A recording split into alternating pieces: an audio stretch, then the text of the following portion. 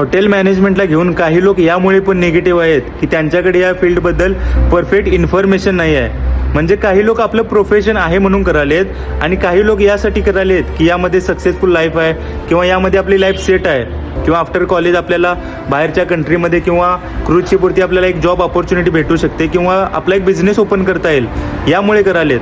तुम्ही फक्त या इंडस्ट्रीमध्ये सक्सेसफुल लोकांना बघितलं आहे आणि त्यांच्याकडून इन्स्पायर्ड होऊन तुम्ही करायला आहे. इन्स्पायर्ड होणे एक चांगली गोष्ट आहे, पण खरोखरच तुम्हाला हॉटेल इंडस्ट्रीमधील काम आवडतं का?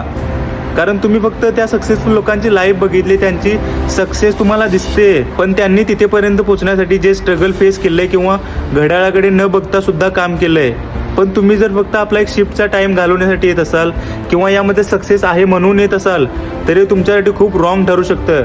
कारण काही लोकांनी कॉलेज करता करता पण सोडून दिलं आहे आणि काही लोकांनी आफ्टर कॉलेज जॉब करता करता पण सोडून दिलं आहे. त्यामुळे तुम्ही अगोदर डिसाईड करा की हॉटेल इंडस्ट्रीमध्ये जी काही डिपार्टमेंट आहेत आणि त्या डिपार्टमेंटमध्ये जी काही कामं होतात त्या कामामध्ये खरोखरच तुम्हाला इंटरेस्ट आहे का?